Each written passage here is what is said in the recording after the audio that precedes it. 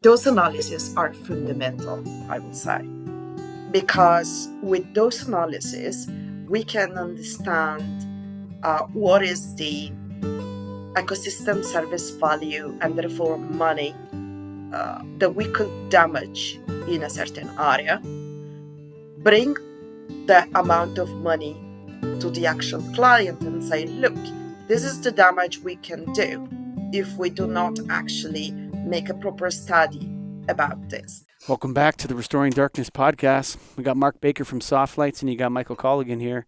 With today's show, we are quite honored to be joined by Chiara Carucci.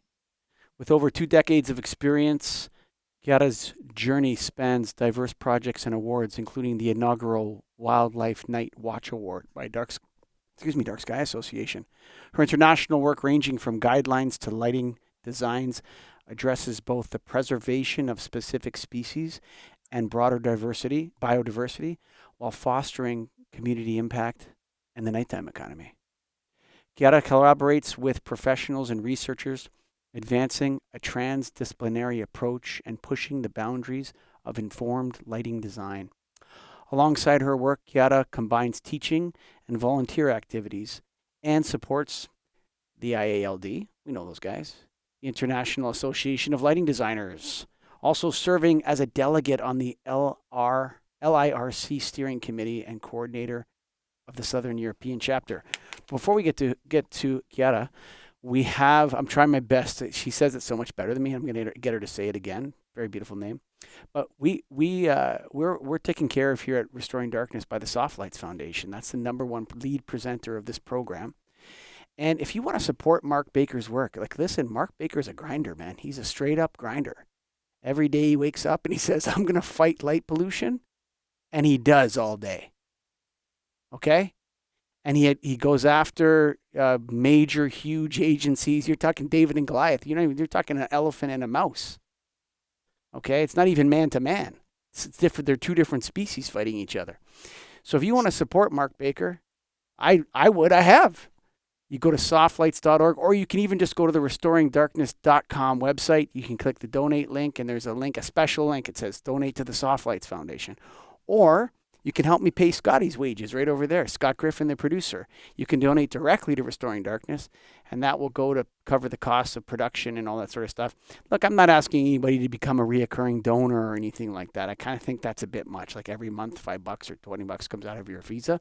But if you think it was worth $25, our Mark Baker and Michael Colligan and Chiara Carucci's conversation, why not throw $20 in the hat or whatever you got? So you can do that there. And of course, we need, before we start anything, we need to hear from Mark Baker himself with the Soft Lights update. What do you got, Mark?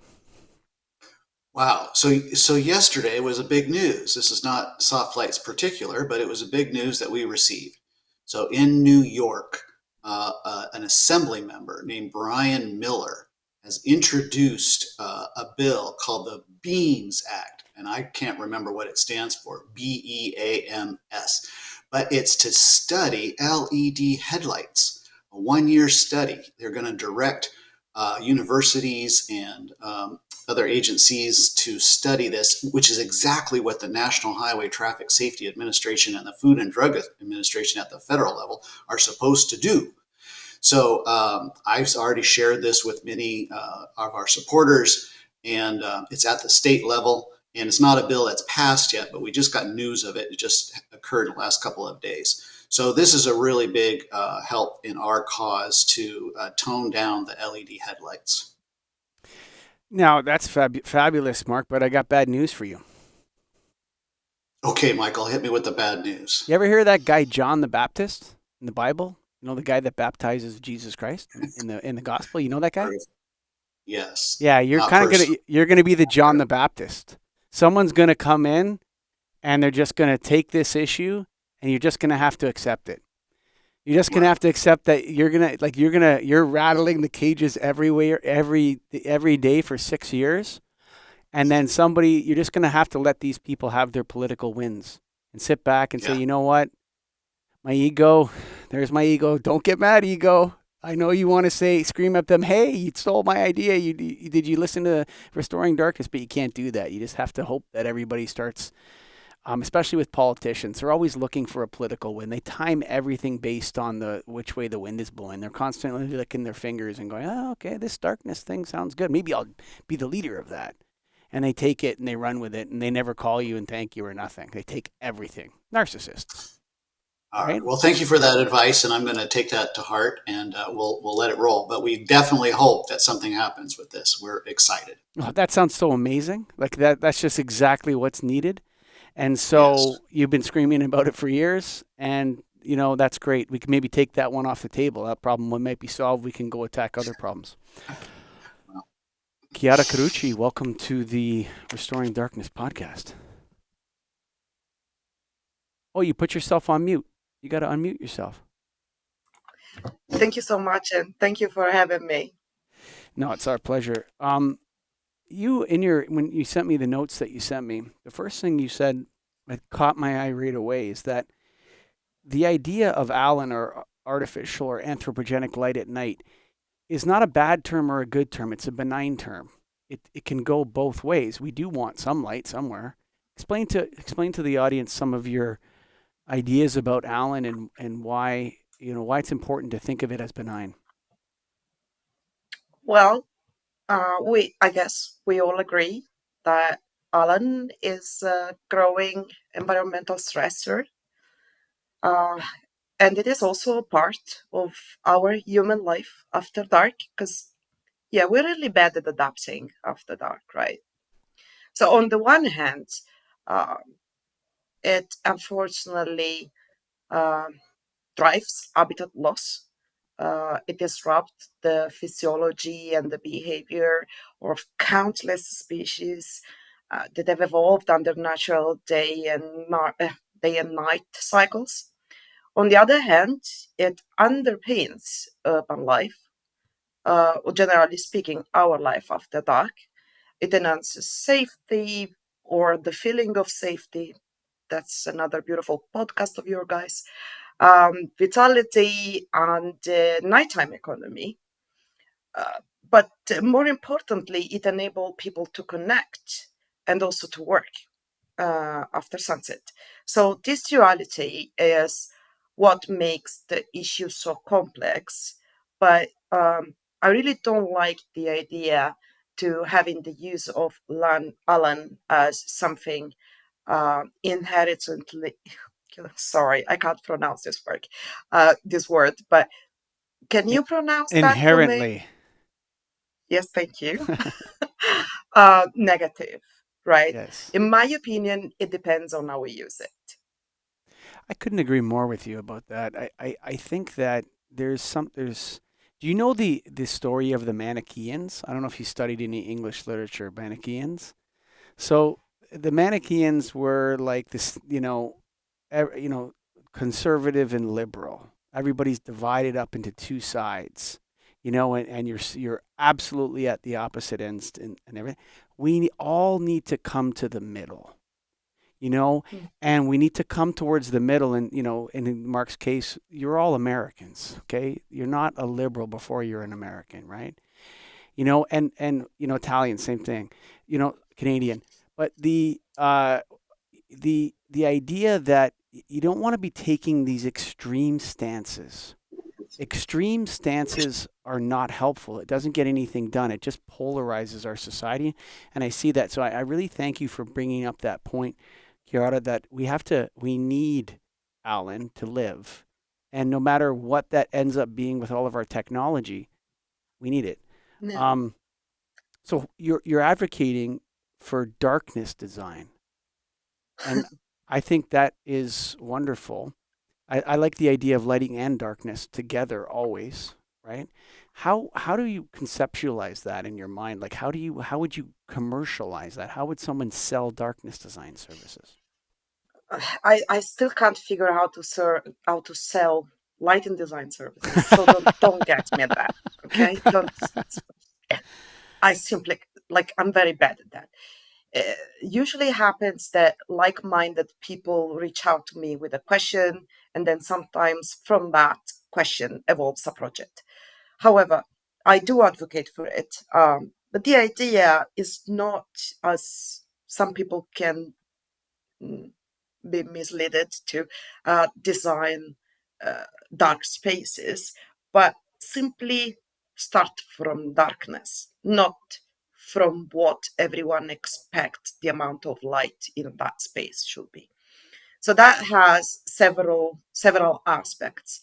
One is that in order to reduce harm, because that's what we're trying to do, right? Reduce harm for other species. And sorry, I'm not very focused on, uh, let's say, stargazing, Mm-hmm. because so many people before me discussed that, right? So Mm-hmm. I guess you can list all the podcasts talking about that. Mm-hmm. Uh, if it's okay that I Yeah, no, focus no. on wildlife I and other actually living beings. I think that the astronomers have spent enough time controlling the movement. That's just like, not that I don't think they should have a voice, but No. there's more More harm or more to the mother. there's more stakeholders. They're just one of Yeah. many stakeholders in the Yeah. darkness restoration movement. So please, we can avoid that. Yes.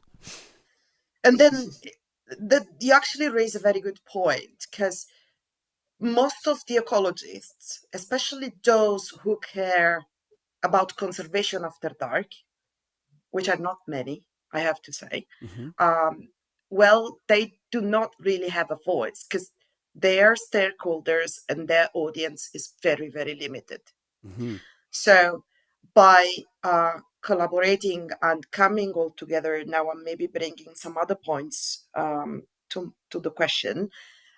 We can really try and reconcile what is that we need for feeling comfortable outdoor, and also obviously try and have an interaction, because solitude is a very big influence on depression, and depression, as we know, is one of the reasons why there are so many illness. So human well-being, I can generalize, that is very important to work on that. But the way we work toward that and how we can feel well in public spaces is not necessarily just related to the quantity of light, and also protecting other living beings is not only um, minimizing or reducing, I would say, astronomical light pollution. So what you heard as mitigating measures, have you heard Mm-hmm. of this word? Yes, Or sir. mitigation And measures, mitigations. Yeah. or the 5 points that Dark Sky Association IES put together. That is beautiful concept. Everyone can understand those. But that is like a very little part of it. There Mm-hmm. is so much more that one can do. And that is considering dark as a value, as something that we could aspire to bring back into the city as a mean Mm-hmm. of rewilding the city. And that is also another podcast of yours, guys. Mm-hmm. And then um, one other thing that we can do is, if we consider darkness as a value, what can we do? Then we can tell people how to appreciate that. We can raise awareness and make people understand that with darkness they can experience another side of a park, for example. Okay, that is like the education, or being an advocate for it. But at the same time, the important thing is try and start the design process from darkness or the Mm-hmm. natural night, Mm-hmm. rather than the values that someone expects you to deliver as a quantity of light on that particular site. So I never ever show like the environmental zones to my clients, uh, because sometimes we can achieve even more darkness than what you find in the prescription for environmental zones. The way is to deliver a message and the project that is emotional, that can generate a sense of ownership in the people that are your stakeholders, so that they can tell the story to others that can be, I use a very bad word, that is users.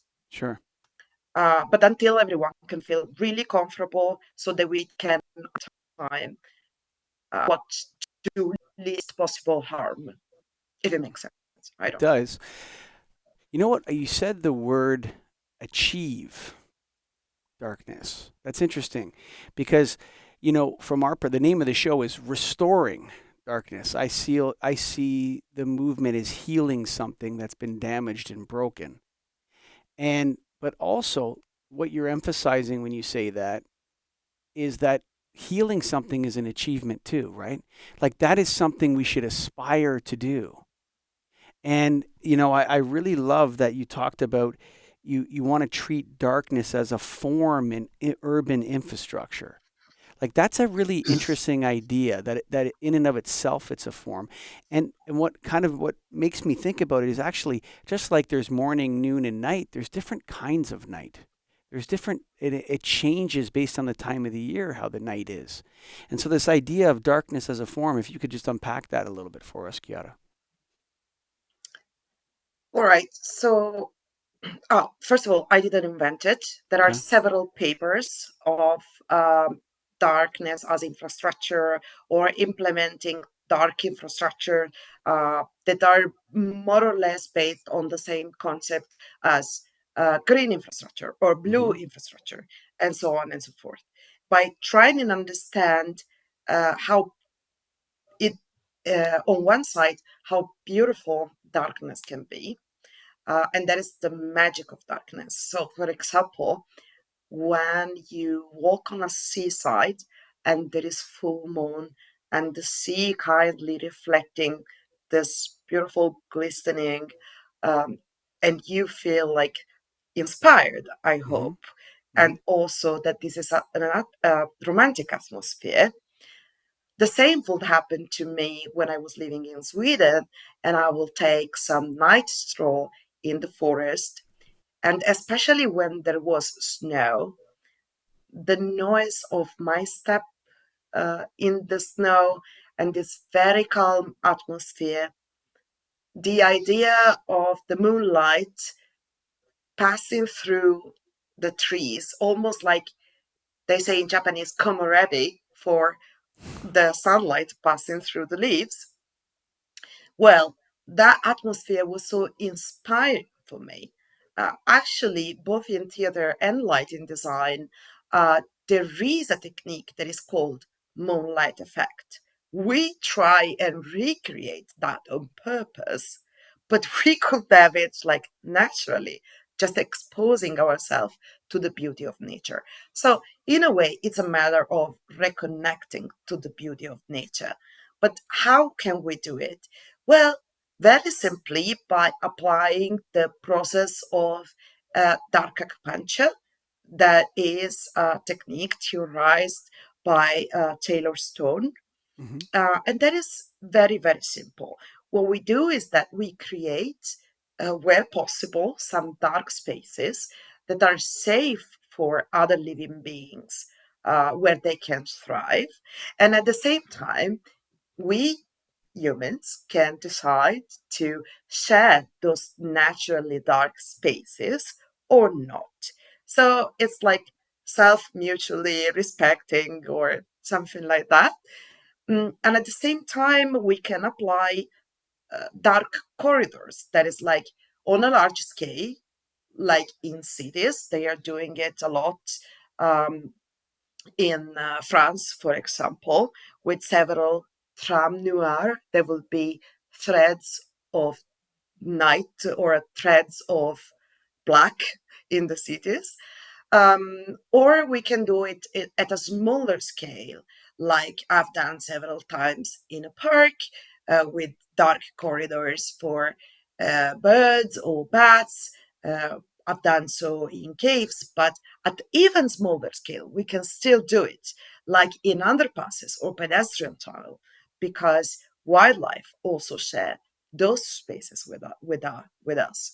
So it's like mutual way we share natural spaces, they share uh, man-made spaces, and then we can still try and find a way to benefit of all of the species without not at the expenses of any of the species, right? Or at least we can try.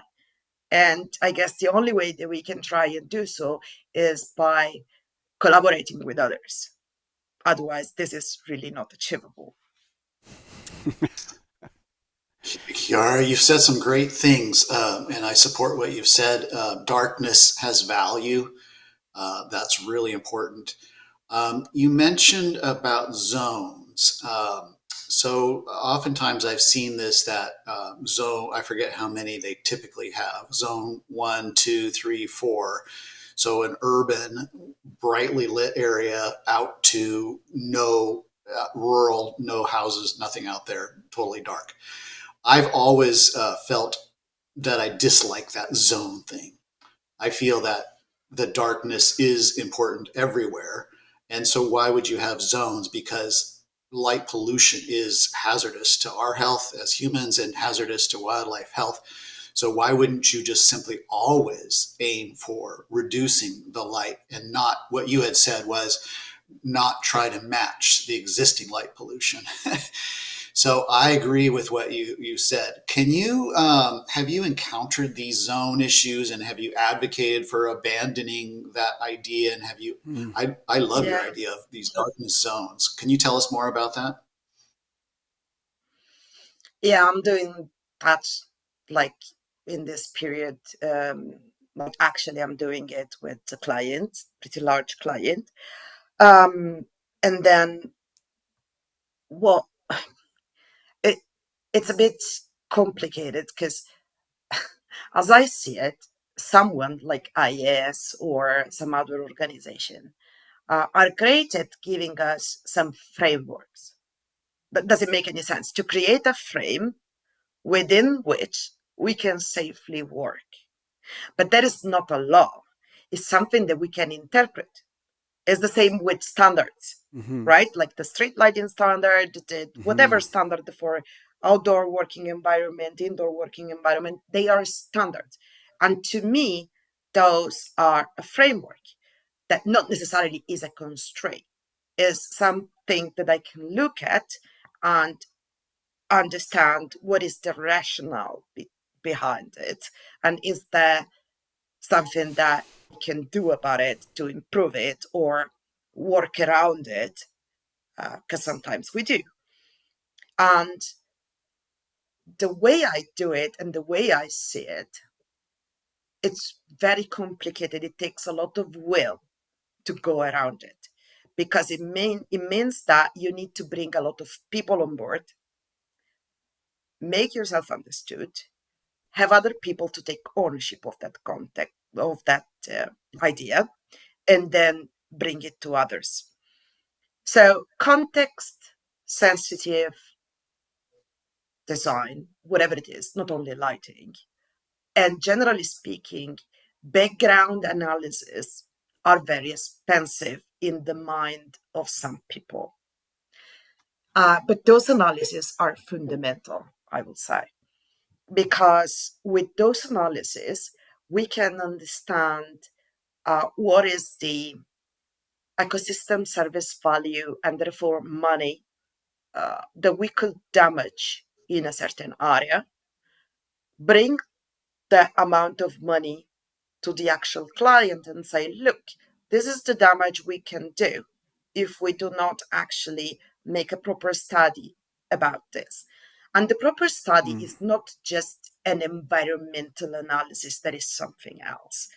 What I'm trying to push forward is the idea of a more dynamic approach where several competencies bring their view on things, almost like if it was a brainstorming. And then some more in depth analysis may be needed if sensitive species are in the area that we are designing. And afterwards, we have a much wider picture of what's the situation, and we can take decisions more precisely. We can be much more effective. So the decision process is shorter, and we save money by doing a design that is concerted, or how do you say, transdisciplinary. Transdisciplinary. Yeah. Uh, and and it will save money eventually, Yeah, but also ecosystem service value, more money. it's That's interesting. I What you're sorry to interrupt you. I thought you were done there, but I gotta say this. Like you're trying to make a, a cost benefit analysis. You're taking it to people's wallets, and that's what's missing. I think from the movement when what you're identifying is absolutely correct. That there's a value here, a financial value. It's not just stars and walks on the beach and crunching snow in Sweden, and I love that. That's great too. But actually, that what's the value to a financial value of having access to this? That's a concept I have never heard before. Like I'm not talking about there's all different kinds of value, Chiara. There's the value when someone talks about a starry night, they're not putting a figure on that experience, right? Like to be able to have that experience, what's the value of that financially? And nobody likes to talk about money, but at the end of the day, money is really really important. And then that's a huge contribution just to steal people's minds and get them to say this has a financial value too. What is it? What is it? Can you tell your clients about it? Can you describe it correctly to them? Can you make it multidisciplinary? Can you make it multi-species? That's a totally different. Mark, I've never heard that before. Have you heard that so far? Oh, I think it's great. I'm not sure if Well, I've heard it before or not, I, but I I haven't certainly. heard it. I haven't heard it in over 100 shows. So, how did you come up with that, Kiara? How did you I, figure out that that was I didn't. missing? Oh, you didn't. Okay. No, my work. Again, I read a lot, and um, I would say there are there are thousands of researchers out there, Hmm. and there is a gap. There is a knowledge gap, and there is an applicability. So between us designers or practitioners and researchers, there is a knowledge gap. Obviously, it took me a lot of time to start just understanding any word that they will write because they write their own English. I have to say, it's another language they write. And then on the other hand, between us and them, there is an applicability gap. I just have to tell a very short story. A researcher, I collaborate with a lot of researchers, okay? This guy is specialized in um, bats. Let's take it simple. And it told me, like, okay, and then, I would like to repeat this experiment. So can you tell me which uh, white light I should buy to redo that experiment? And then I have a look at the experiment, and well, the light is described as white, cool, 27 watt. Now, that is all the information we have on the study. And most of the studies are like this. There is no repeatability because, unfortunately, there is a very large applicability gap. All right, back to the question. I didn't come up with the idea. It was a fantastic researcher. I invite everyone to read the paper. And the idea is that we can measure the damage we do with light pollution, basically.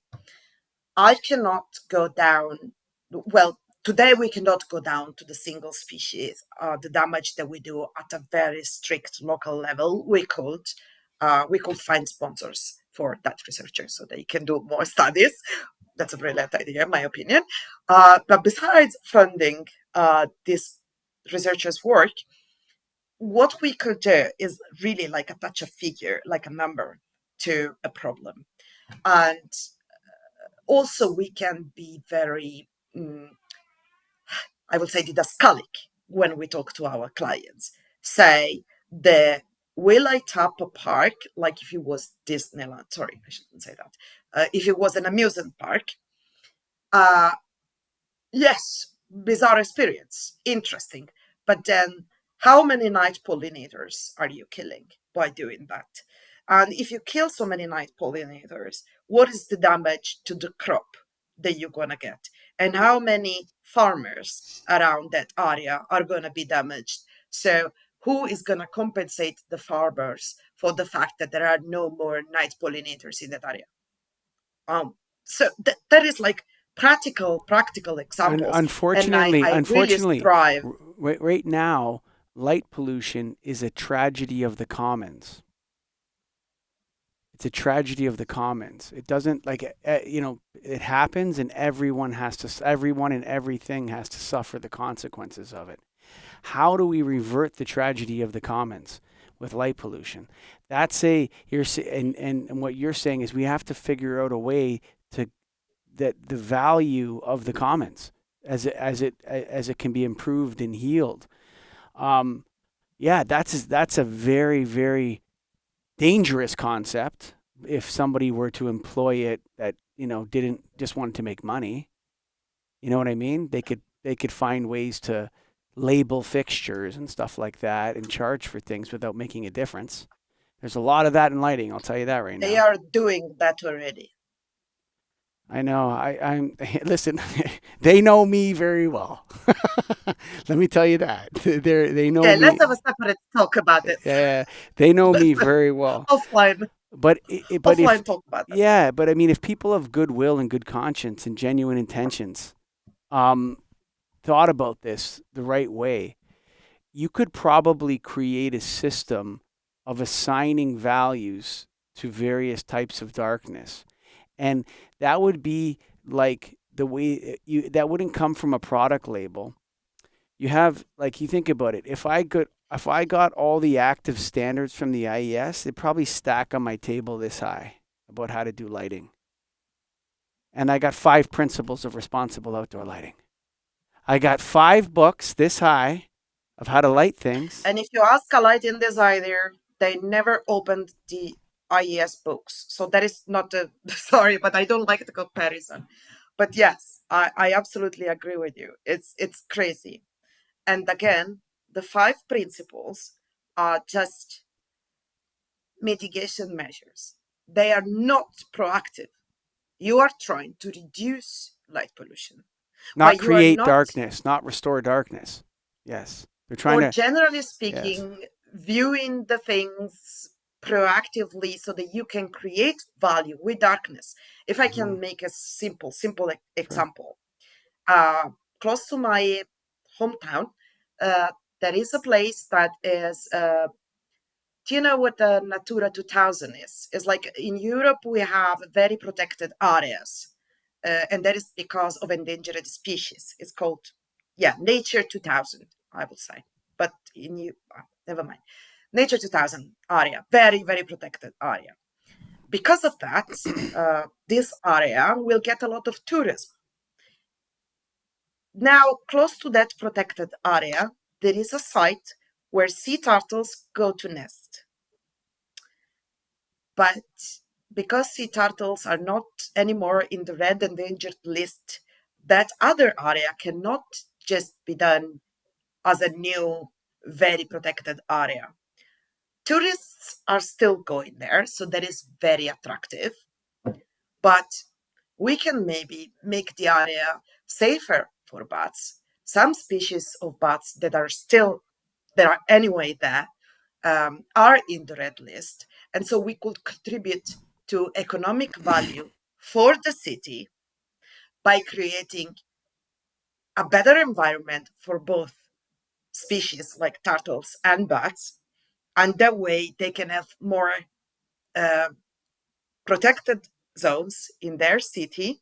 That means basically more publicity and tourists. So it's like an entire full circle and good virtue that you can create just by being proactive, because reducing light pollution is not going to help you in that case. Hmm. So I just want to say that I'm not being overly critical of the IES. I think it's something, Chiara, that they could join us. Like they're the best. If they joined us, that's the most powerful institution to join us. And then in terms of the different species, man, that's going to be very difficult to like people. Turtles are cute. You know, turtles are cute. Mark Baker. Can you Uh say what is it? Is a Oh, turtle what? on there? Yeah. Bats are not cute. Yeah. Mark, over to you. Well, everyone has an Well, opinion. She's Chiara, Batgirl. That's Batgirl. Chiara Carucci is Batgirl. I live in the West Coast of the United States of America and the state of California. And in between Oh, wow. uh, the next state over is called Nevada, and in between is a lake that's shared between the two states called Lake Tahoe. It's kind of a famous lake. It's very blue, and there's a lot of people that want to protect that lake. So we were there Yeah. recently just to visit, and it's a just gorgeous, beautiful. It's in the mountains, but at night, and there's a small town called South Lake Tahoe. At night, the lights came out. It overwhelmed me to make it unusable. I was not able to go into town. They have so many tourist things there that I could visit, right? They have bars and they had fun things to do. And I would like to go into town and walk around and see their shops and such. But the glare was overwhelming. The white light, the car headlights were blasting me. They had police cars with their flashing lights that were overwhelming me, and it was so thoughtless in the application of their light. So we've talked on this show today about protecting sort of natural night, protecting the wildlife and stuff. But I think that we're at a point where it's so far beyond human tolerance. Like I'm maybe especially sensitive, but how can we even just start with this devastating light that a smallish town like South Lake Tahoe has? How can we get that town to just simply start dialing it down, to have a plan? Because you've talked about a plan, that's great. But I deal with city officials all the time. They're not interested in a plan. They're in their little silos. They want to do their budgets for their thing and stuff. But a plan, like an overarching plan, is just out of their minds. How can we? Do you have any ideas? How can we accomplish that for a city? I have three ideas. One is like my mentor like to say, follow the money, which I'm very bad at. But follow the money, meaning, in a way, find charismatic people that can influence others, or find the leverage connected to money and therefore what we just said that could convince them. Second idea is, I don't know if you have on a speed dial Travis Longcore, that is basically my hero. I think he's based in California. Hmm. Uh, Yes, but if there is UCLA. someone who can make a difference, is basically Travis. Hi, Mm. Travis. Before or later, I'm gonna meet him. I hope. And then, um, but yeah, because I've seen him solve everything, or do so many amazing projects, like this passage for wild cat. They are not cat. Sorry, forgot the animal. A species we don't have Cougars. in Europe. So I hope I'm not Mhm. justified. And then, yeah, he has done amazing projects about this. Um, anyway, and then the third idea I have uh, is to find more people. That is like maybe more complicated than finding just one stakeholder. But try and make several people understand that that is their heritage.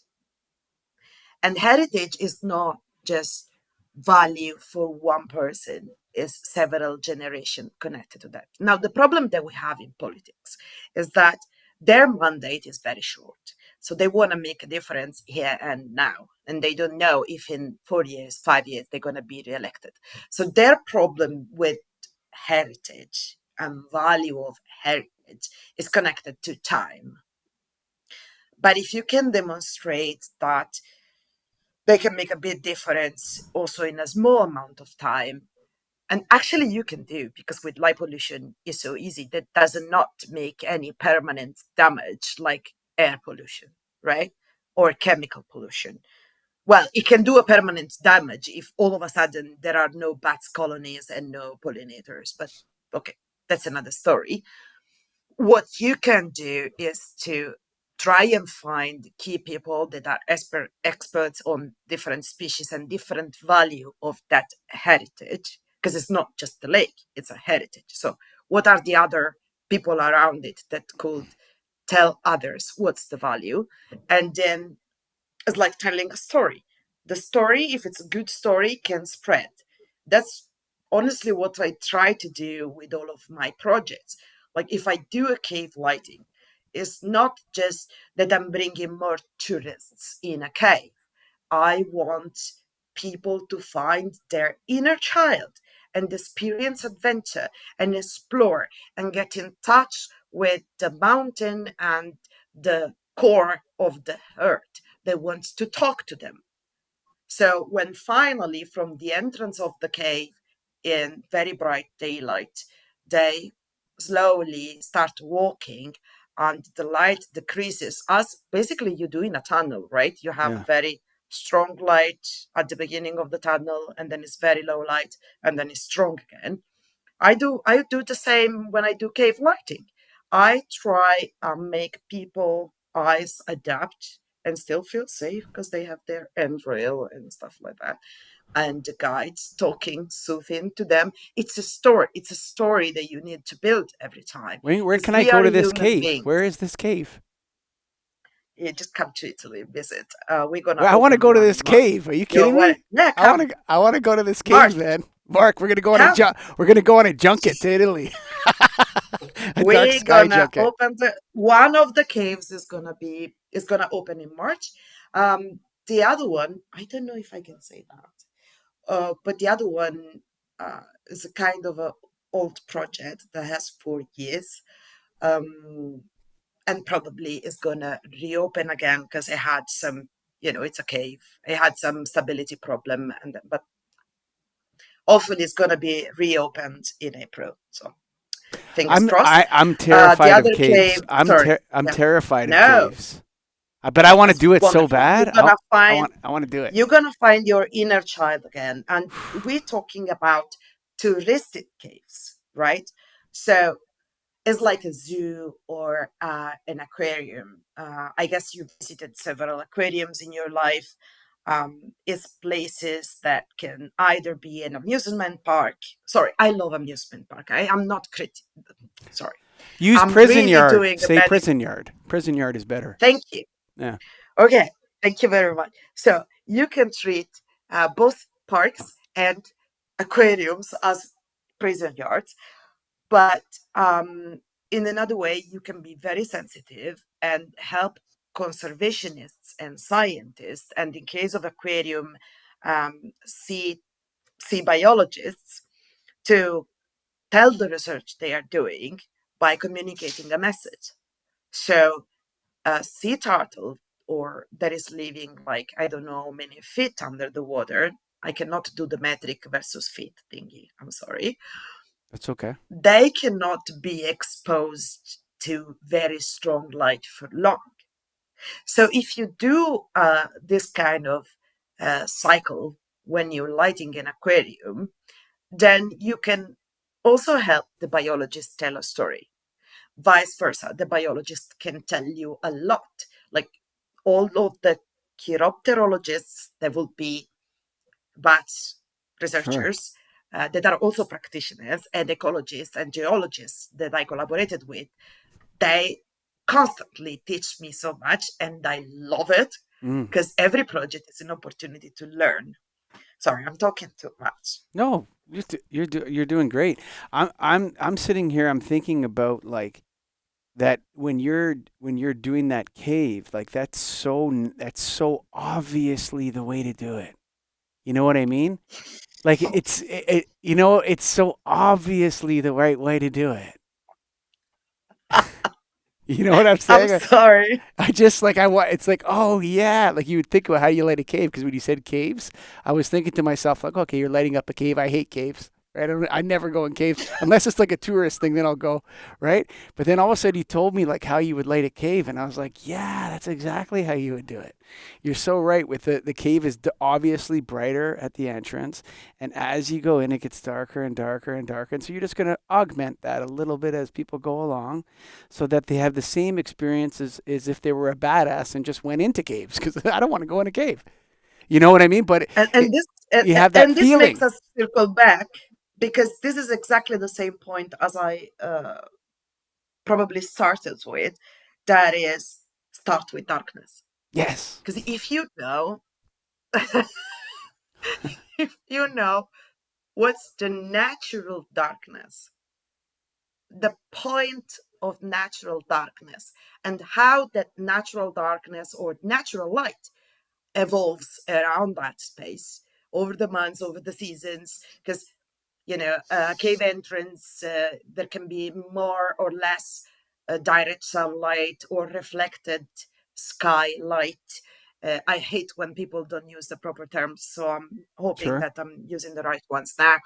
The way that over the seasons, city park and urban park is changing their leaves, and how we affect the phenology of trees is a totally different chapter that we are not going into now. Sure. We're not diving into that. Sure. But if you understand what is that particular shade of darkness, can I say that? Yeah, it makes sense. That Total sense to particular me. shade Total of sense. natural darkness of a place.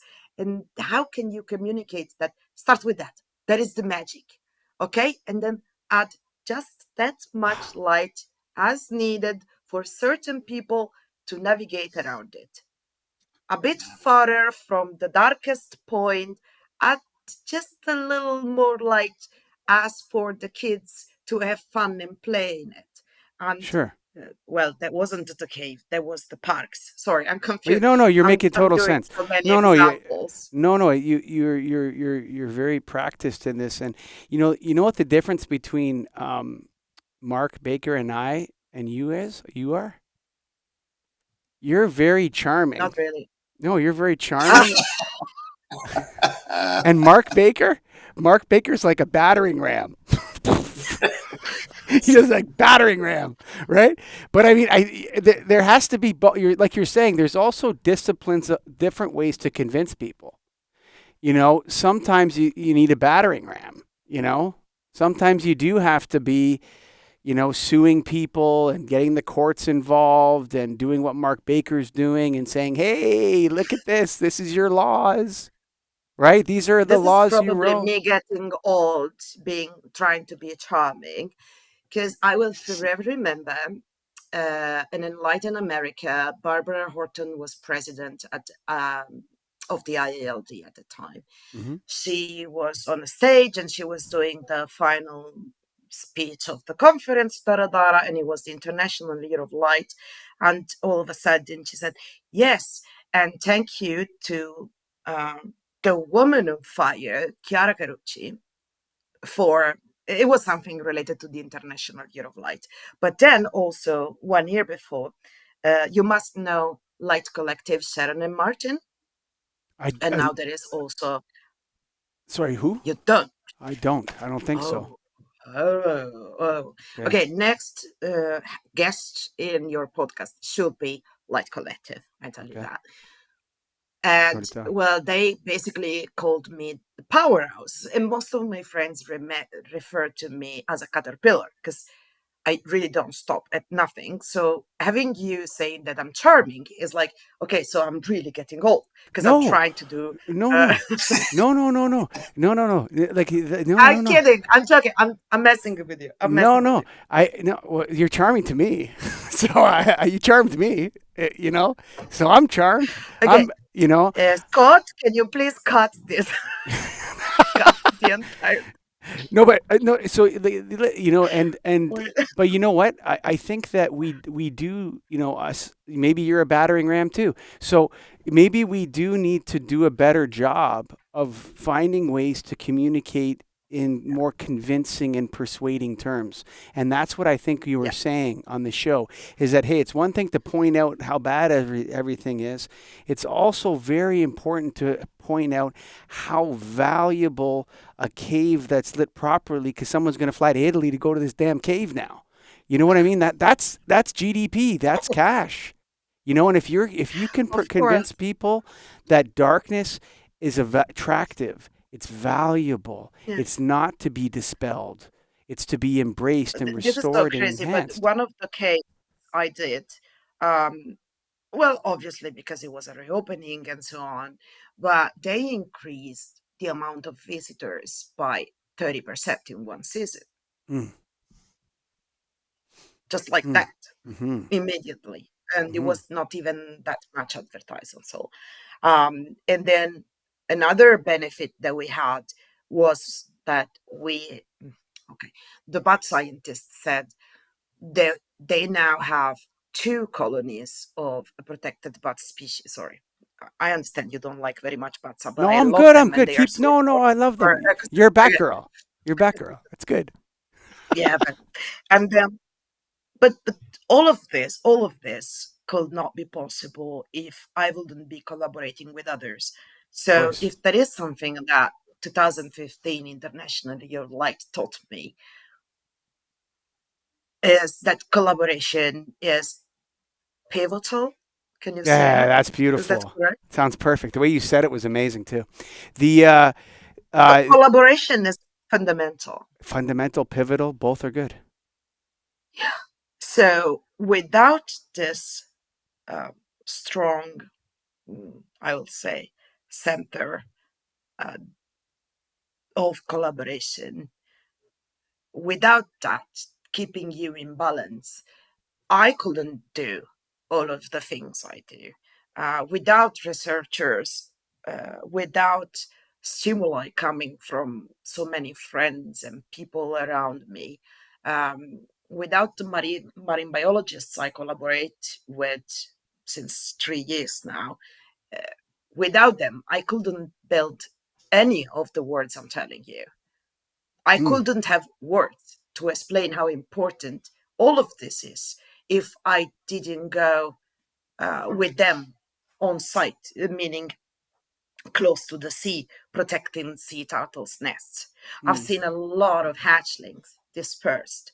I brought, together with biologists, I brought back dispersed hatchlings that were practically exhausted. mm-hmm, They had to examine them and understand if they were able to go back to sea or if they needed rest so that then they could go back to sea. So I know like I know because I experienced it, I know because I collaborated with people how important is this. But if we don't do our part by convincing our client that they have to hire a geologist or a biologist or someone else so that we can talk with other people, mm, right? And have a broader understanding of the impact, good and bad, that we can do. Because again, it's good and bad, and there's value in what we do. Without so many other people around us, we really can't make a difference. So I think that union is strength, and we should strive to open up more rather than saying, oh, this is my profession, that is your profession, and this is my little business, and I want to, you know what I mean? totally. Mark Baker and I Open up. collaborated. Mark Baker and I collaborated. He hates LED lights. I sell LED lights every day. Um, you know, it's but I recognize that from my perspective, I would add something like all these core values. One of the things that I would add to all core values for nonprofits and for corporations is authenticity. We have to authentically collaborate. You're not allowed to reinterpret that term to mean something that's win-lose. You know what I'm saying? So a lot of the people I see that are working in this space, when they talk about collaboration, it means you give me something for free and I take it and I don't give anything to you. That's what they mean by collaboration. And so, yes, I think the type of collaboration we're doing right now, absolutely. The type of collaboration that I see going on with some certain institutions in the lighting industry, that's not the kind of collaboration I ever want to get involved with. Do you understand what I know I'm being negative, you're so positive, but there's like we have to be careful what collaboration means. Collaboration is give and take, Chiara, and a sense of Okay, fellowship and let's do honor. like this. Right. Let's do like this. I do not ever want to be involved in a project that is not transdisciplinary, Hmm. because the risk is that I could do a lot of damage. We should go back and forth on decisions, and I don't want my client to lose money because of this. So I want to protect both my reputation Hmm. and my client's effort. And in order to do so, even lighting design, specific lighting design project should be transdisciplinary. And this could be that stakeholders are scientists or ecologists and or citizens, people. Because if we understand what is valued by Hmm. local people, then we can also make a more effective, precise, spot on, uh, tailored project, and therefore save Um, money. Hmm. can I just throw in one more little story that's it's kind of negative, but maybe you can fix it for me. So when I one of my strategies to deal with the lights is I'm qualified for Americans with Disabilities Act as an individual with a disability. Um, and so the Americans with Disabilities Act is designed around a single person. So for a couple of years, I would contact the cities and say, "Hey, these lights are really bad for people with autism and epilepsy and migraines and photophobia and PTSD." And the response was always, "We don't care about the big picture system.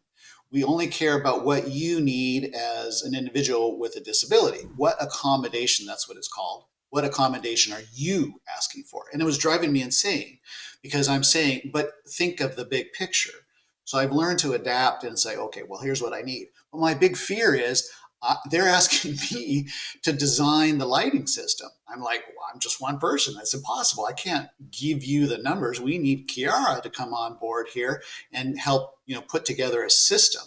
So I just sort of am agreeing with you that it should be systemic, but I'm telling you that I'm running into this problem with city officials that they only look at what sort of the law tells them or what they can get away with. It'd be better if they could do what you're saying and collaborate. I think that we all can contribute to improve this situation. And it's not because I'm always this positive, it's just because I can see it from another side, as I'm not neurodivergent, and uh, I'm sort of, I don't have any disabilities at this moment. I know a lot of people uh, who instead are not as lucky as I am.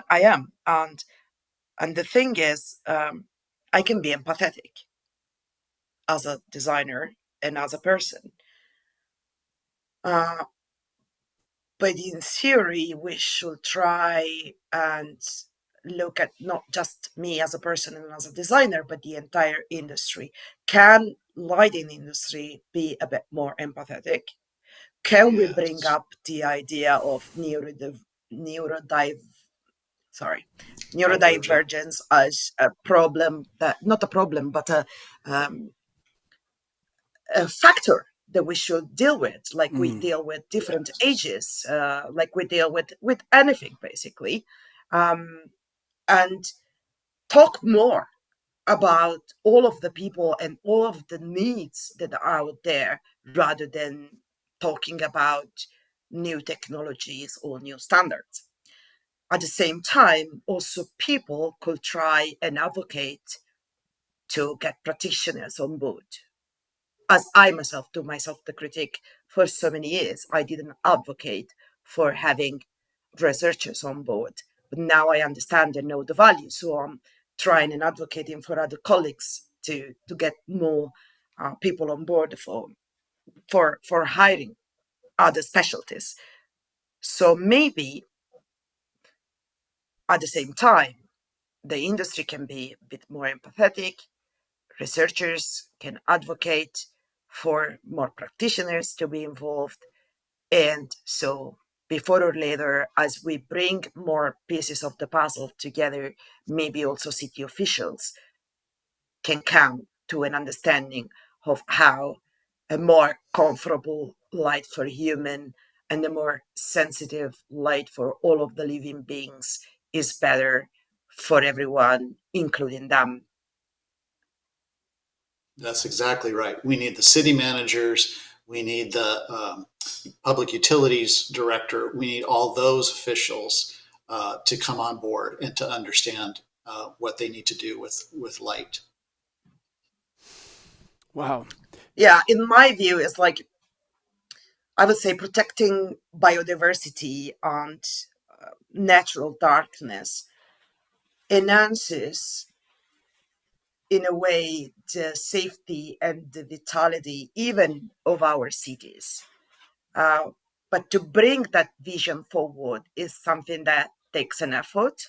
So Hmm. if we can try and do this all together by mainstreaming this approach, or strengthening the link between researchers and policy and practitioners, maybe we can move beyond and address decision making in a way that is more a whole rather than fragmented as this, uh, Mm-hmm. just by addressing darkness as a valuable resource and a starting point for Yeah. design and everyone. I also think a mindset of humility and continuous improvement is important because, you know, I've listened to so many people tell me how in 15 years we're going to be done. The world's going to be perfect in 15 years. By 2040 we're flying to the moon. It's going to be the Jetsons. Every single generation of my life had a different version of 20 years from now where everything was perfect. And I think we just have to accept that it's not going to be, and that we're always going to have to improve, and that 99% of ideas are bad ideas. Only 1% of ideas actually a good idea. Okay, and then the final thing is that when you make mistakes, please just admit them right away. That's not it. Mm. If you realize that you made a mistake and you're in this movement and you're going in the wrong direction, don't double down. Don't get stuck in sunk cost effect. Don't get listen to the Restoring Darkness podcast. Send some money over to Mark Baker there at softlights.org. Help out if that's the way you want to help out. But let's not start trying to make money off this. Let's not be the first thing that comes into your head. That, oh, I know what I can do. I can make a certification and slap it on fixtures, and everyone will, I'll make millions of dollars. And it's like, but it'll be a nonprofit. But it'll be a no, it's a charity. No, it's a charity. It's not here. Nobody's making any I'm money over sorry. it. Yeah. I'm sorry. And so you go to I mean, restore. that is fine, but like humility, I don't know how understood is humility nowadays. Like, someone taught me that as a lighting designer, I'm never in the spotlight. I'm helping someone else, highlighting something that is important for Sure, them or will be important for sure, them. So that is like intrinsic for my profession, humility. Um, but something that we could all, in my opinion, we could all be better at or improve is curiosity. Because until we sure. stay curious, until we open our eyes and link and do the 7 degrees of separation among papers, research, Sure. and again, it's almost like stay hungry, but not hungry. The key, in my opinion, is curious, because that curiosity will bring you to learn more, to be active, to have a smile on your face, and probably collaborate with more people, and hopefully a lot of good projects and, generally speaking, outcome is going to come out of it. Amen. Folks, thank you for listening to the Restoring Darkness podcast. It's been a great pleasure speaking with Chiara Carucci. I'm going to Italy to visit her and go to those caves. I'm telling you, you should too. And I want to encourage you to go to the restoringdarkness.com website right now. You can click donate. I don't like, you don't have to give me monthly donations. I actually don't like, I think that's weird. But if you feel like the show was worth $20 or you want to help out Mark Baker, and he's our battering ram. He's a battering ram. He'll just keep going. So you can donate to him, his work at Softlights. But most importantly, start thinking about this. Start thinking how you can contribute to this in different ways. Sometimes it's money. Sometimes you make a donation. Other times it's about changing your lighting design practice. Sometimes it's about rethinking how you manufacture light fixtures. Instead of thinking about lumens per watt, how bright can we make everything? You start thinking about what's the other side of this? What's the opposite to be complete, to complete it, lighting in darkness. Thank you for listening, and bye for now.